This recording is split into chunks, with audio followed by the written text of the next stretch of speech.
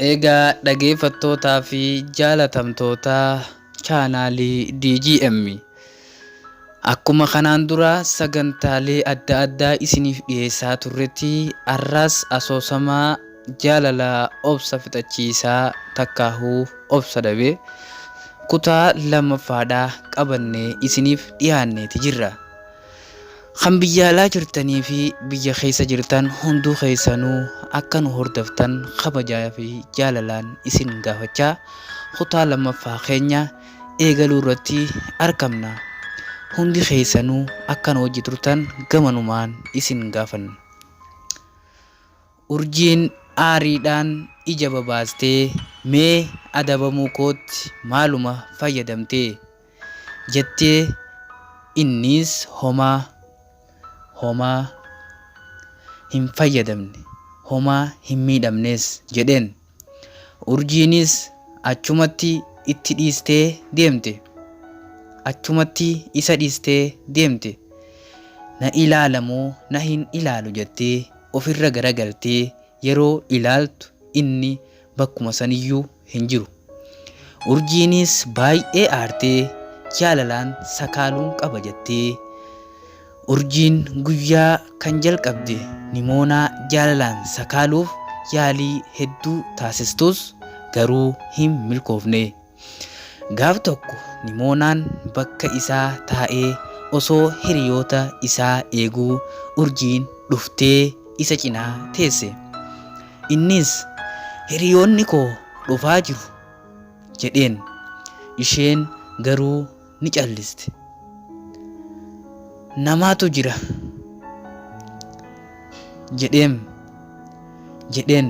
Urjiinis itti siqxee ani namaa miti jette.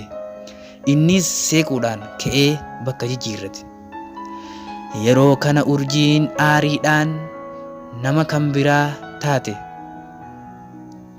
Barattoonnis jaalalli ishee qabeera jechuun haasa'uu jalqaban.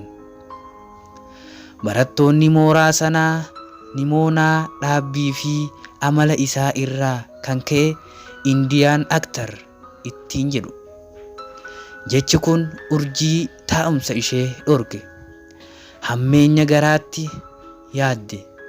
Xalayaawwan hanga yoonaatti isheef ergaman keessaa tokko maqaa nimoonaatti fakkeessite.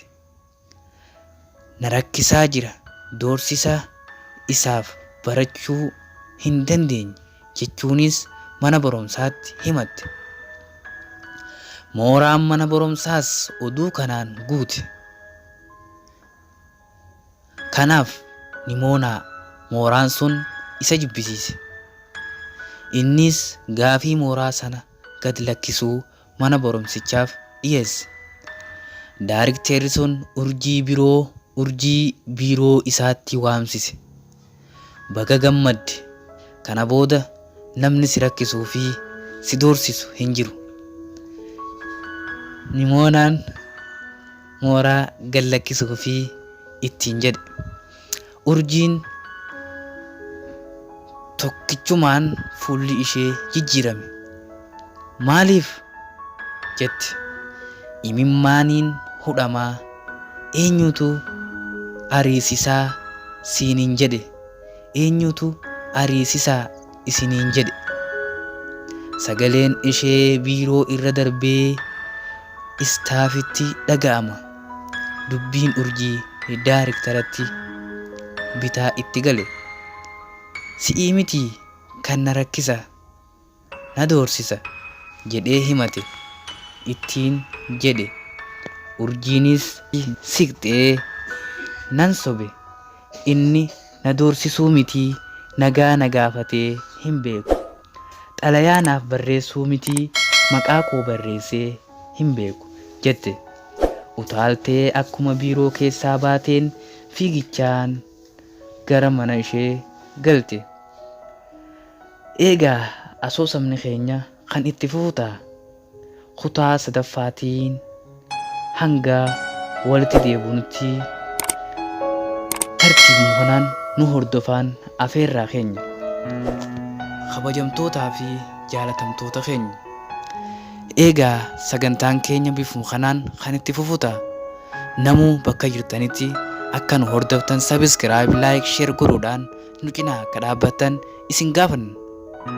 Kanaaf jaalatamtootaa fi hordoftoonni keenya kanneen ala jirtanii fi biyya keessa jirtan asoosamni kun bifuma kanaan qindaa'ee sadarkaan kan isiniif dhiyaatu ta'uusaa hubattanii akka hordoftan kabajaaf jaalaan isin gaafanna. Barreessaan asoosamichaa Barataa Abdulwaasii Mahammad Kamaal yoo ta'u, ogeessaa fi daayirektariin asoosamichaa Barataa Nuumaan Abdurrahmaani. Ijoolleen tun urjii qacalee amma lafaa kaate waan taateef subscribe, like, share godhuudhaan akka cidhaan dhaabbattanii sagalee uummata Oromootii fi aadaa Oromoo, afaan Oromoo babal'iftan kabajaaf jaalalaan isin gaafanna. Galatoomaa 222